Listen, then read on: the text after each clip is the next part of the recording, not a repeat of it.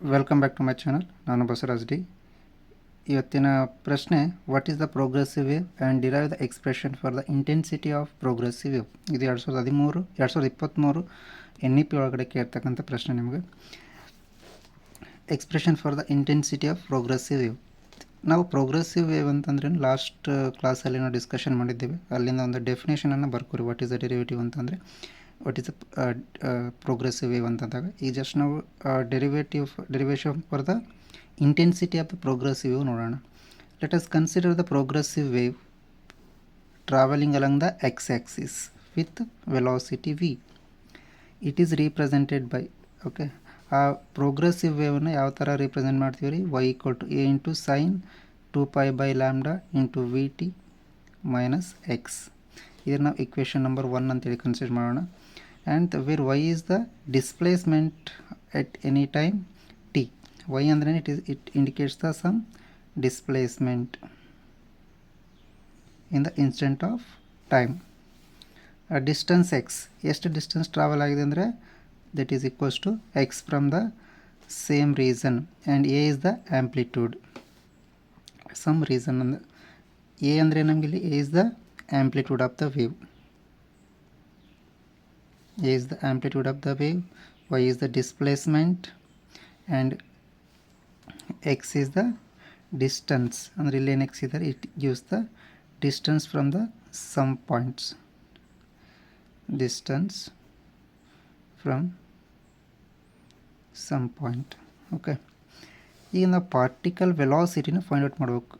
The particle velocity is given by particle velocity displacement ಇಲ್ಲಿ ಇದೆ. ನಾವು ವೆಲಾಸಿಟಿನ ಹೆಂಗೆ ಫೈಂಡ್ ಔಟ್ ಮಾಡ್ತೀರಿ?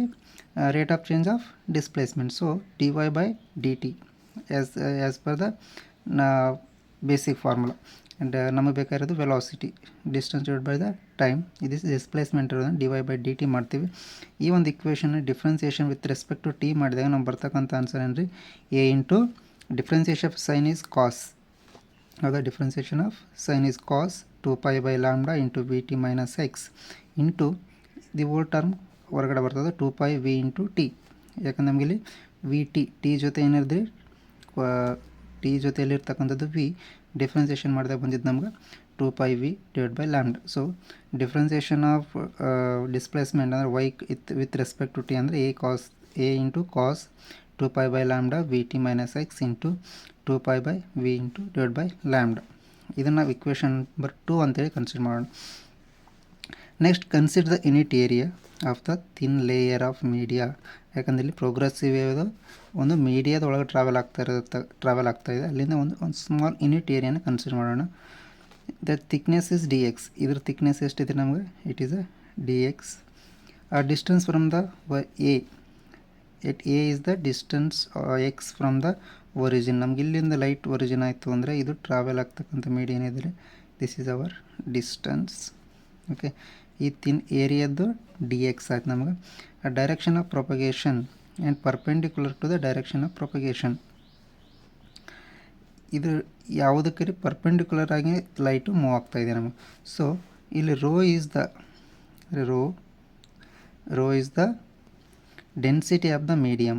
ಈ ಒಂದು ಮೀಡಿಯಾದ್ದು ಡೆನ್ಸಿಟಿನ ನಾವು ರೋ ಇಂದ ಇಂಡಿಕೇಟ್ ಮಾಡ್ತಾ ಇದ್ದೀವಿ. Then mass of the layer, ಈಗ ನಮಗೆ ಡೆನ್ಸಿಟಿ ಸಿಕ್ತು ಆ್ಯಂಡ್ ಅದ್ರದ್ದು ಮಾಸ್ ಫೈಂಡ್ ಔಟ್ ಮಾಡ್ಬೇಕಂದಾಗ ರೋ ಇಂಟು dx. ಇಲ್ಲಿರ್ತಕ್ಕಂಥ ಡೆನ್ಸಿಟಿ ಮತ್ತು ಈ ಒಂದು ಏರಿಯಾ ಒಳಗಿರ್ತಕ್ಕಂಥ ಡೆನ್ಸಿಟಿ ಮತ್ತು ಸ್ಮಾಲ್ ಏರಿಯಾನ ಮಲ್ಟಿಪಲ್ ಮಾಡಿದ್ರೆ ನಮ್ಗೆ ಏನು ಸಿಗ್ತದೆ ರೀ? It gives the overall mass of the layer. So dk ಅಂದರೆ overall the mass. And hence the kinetic energy is given by, kinetic energy ಹೆಂಗೆ ಬರ್ತೀವಿ? ಆಫ್ mv² ಬರ್ತೀವಿ ನಾವು. m ಈಸ್ ದ ಮಾಸ್ ಅಂದರೆ ಏನಿದೆ ನಮ್ಗೆ? Multiple of rho into dx. So this is our mass. m ಇದ್ದಲ್ಲಿ ಏನು ರಿಪ್ಲೇಸ್ ಮಾಡಿದ್ದೀವಿ ನಾವು? Half then kinetic energy equals to half of the rho into dx. v² ಅಂದರೆ dy/dt ಹೋಲ್ ಸ್ಕ್ವಯರ್. ಸೊ ಇದು ನಾವು ಸ್ಕ್ವಯರ್ ಮಾಡಿದಾಗ dy/dt ಏನಿದೆ ನಮ್ಗೆ?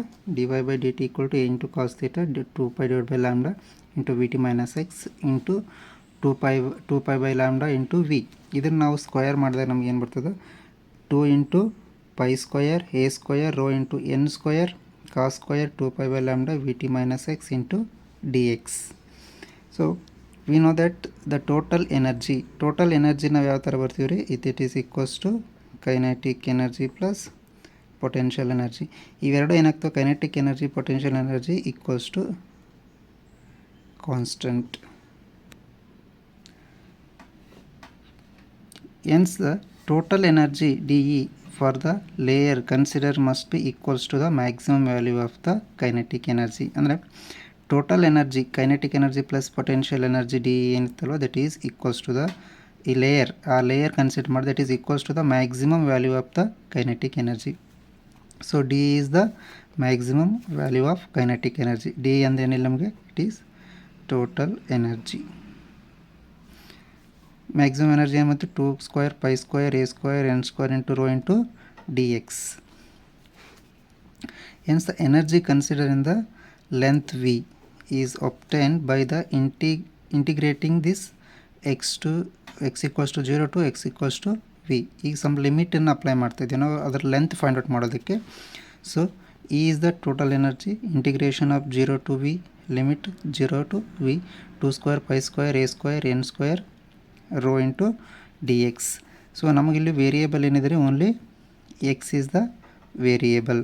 So 2 square pi square A square N square rho is X naught 0 to V. ಇದನ್ನು ನಾವು ಇಂಟಿಗ್ರೇಟ್ನ substitute ಮಾಡಿದಾಗ ಏನು ಬಂತು, 2 square pi square A square N square into V rho into V. So the intensity of progressive wave ಏನು ಬರಿಬೋದು ನಾವು, that energy is equals to the intensity. Because total energy kinetic energy plus potential energy constant ಇರೋದ್ರಿಂದ total energy ಏನಾಗ್ತದೆ ನಾವು equals to the intensity of progressive wave. 2 square pi square A square N square rho into V, this is our the intensity of progressive wave.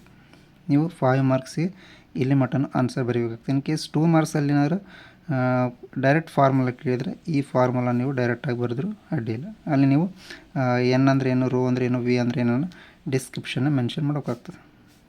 ಈ video ನಿಮಗೆ ಇಷ್ಟ ಆಗಿದರೆ ನಿಮ್ಮೆಲ್ಲ ಫ್ರೆಂಡ್ಸ್ಗೂ share ಮಾಡಿ ಮತ್ತು subscribe ಮಾಡಿ. ಧನ್ಯವಾದ.